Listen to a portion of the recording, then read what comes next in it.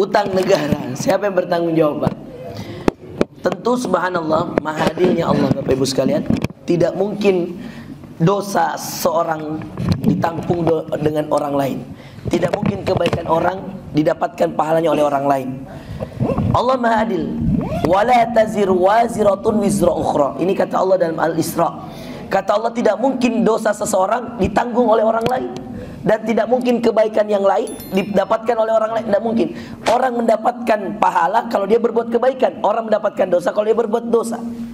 Maka terkait dengan utang negara ini, Bapak Ibu sekalian, ada dua hal yang paling penting. Utang negara apakah kemudian karena salah kebijakan, maka itu yang menanggung nanti di akhirat adalah pemberi kebijakan. Atau utang negara karena memang kebutuhan negara. Nah, ini berbeda, Pak. Kebutuhan negara yang kemudian mengharuskan seseorang untuk berutang. Iya. Dengan catatan dia bisa bayar, karena utang piutang itu diatur dalam Quran, Bapak Ibu sekalian. Karena adanya pengaturan Allah tentang utang piutang, maka Allah mengatakan, fa idza tadayantum bidainin faktubuh. Kalau kalian berutang, tulis. Maka kemudian niatkan untuk dilunasi. Iya. Perencanaan utang piutang itu sudah diatur dalam Al-Quran, dalam surah Al-Baqarah. Boleh nggak berutang, Ustaz? Boleh, yang penting bayar. Nabi Musa menikahi putri Syuaib, maharnya apa? Utang. Utang apa? Utang kerja 8 tahun. Jadi kalau, mohon maaf nih, kalau digambarkan akad nikahnya kira-kira begini. Saya nikahkan engkau dengan putri saya, wahai Musa, dengan mahar 8 tahun kerja dibayar, utang. Loh, tunai enggak dong, Pak? Ya kan? Karena belum selesai. Maka saya terima nikahnya putri Syuaib dengan mahar 8 tahun kerja dibayar utang. Sah atau tidak? Sah. Jadi sekarang, Pak,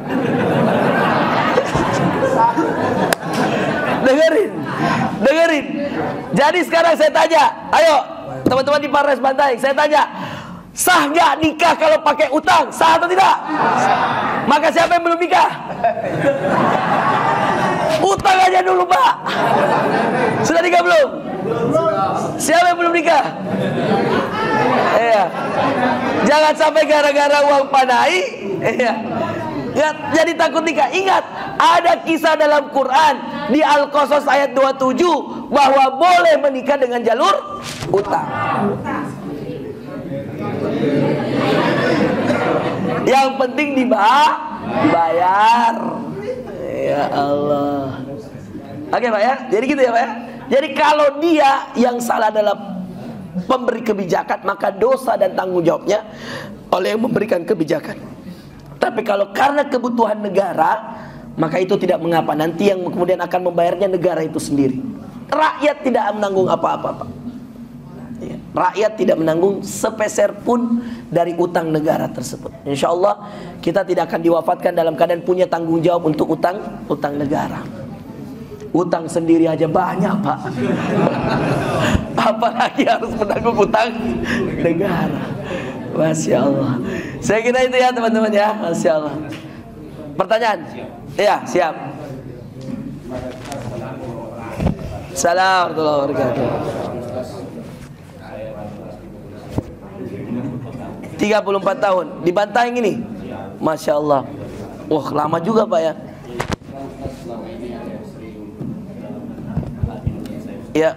Mohon maaf, saya setuju bahwa saya belum bisa memberikan yang terbaik, Ustaz, kepada institusi kepolisian. Saya jauh dari kekurangan, Ustaz. Ya. Saya berdosa, Ustaz, di Indonesia ini. Karena Ustaz, terkadang ada perintah institusi, Ustaz, dengan sangat terpaksa saya bisa lakukan. Terkadang saya tidak lakukan, Ustaz. Ya. Terkadang saya melaksanakan tugas, Ustaz, tidak mampu menjadi senior yang baik, Ustaz. Baik. Saya. Mohon maaf, Ustaz. Apa kira-kira rekan saya di hadapan Allah? Ya. Bertanggung jawabkan dan tidak Allah. Baik. Jadi ada dua hal, Pak. Tadi yang saya bilang, ada orang yang cari kebaikan, ada orang yang hanya mau menggugurkan kewajiban. Jadi ada pencari kebaikan memang. Saya masuk polisi untuk apa? Saya mau cari kebaikan sebanyak-banyaknya, Ustaz. Lewat jalur polisi, saya bisa melakukan kebaikan yang banyak. Ada yang mau pamer saja, mau kemudian ada pekerjaan saja. Ada. Tergantung niatnya, Pak. Maka Nabi mengatakan innamal a'mal binniyat, amal tergantung niat. Kalau merasa banyak kekurangan, ini bagus nih. Baru ada polisi yang Masya Allah mengakui banyak kekurangannya, subhanallah. Maka Bapak Ibu sekalian, cara menutupinya dengan dua, Pak. Izinkan saya ngasih nasihat. Nasihat saya yang pertama, Bapak Ibu sekalian, di sisa masa jabatan hari ini, Umar bin Khattab kalau dia fokus melihat keburukannya, dia akan malu berbuat kebaikan, Pak. Orang penjahat kalau mau melakukan kebaikan dia akan bilang begini, wah jangan deh, gak usah deh, saya aja dulu lebih parah dari itu, saya aja dulu kayak gini, saya aja. Kalau yang Anda selalu tatap di depan adalah masa lalu Anda, percaya sama saya, Anda akan minder, akan malu melakukan kebaikan. Bahkan kadang-kadang bisa melakukan kebaikan yang banyak hanya sedikit. Karena alasan apa? Saya kan dulu mantan pemabuk, saya kan dulu mantan penjahat, saya tidak layak, tidak cocok saya. Mau ceramah dia bilang, ih saya dulu mabuk, masa saya ceramah. Kalau Anda bilang begitu, Umar tidak akan ceramah, teman-teman. Tapi karena Umar faham bahwa yang harus ditatap ke depan adalah sisa hidup yang ada, maka fokus Umar berbuat kebaikan, terserah orang mau bilang apa. Akhirnya apa Bapak Ibu sekalian? Sampai ketika Umar sudah berada dalam titik keislamannya, ke puncak keislamannya, sampai Nabi mengatakan, "Masalaka Umar fajjan qad illa salaka syaitanu fajjan akhar."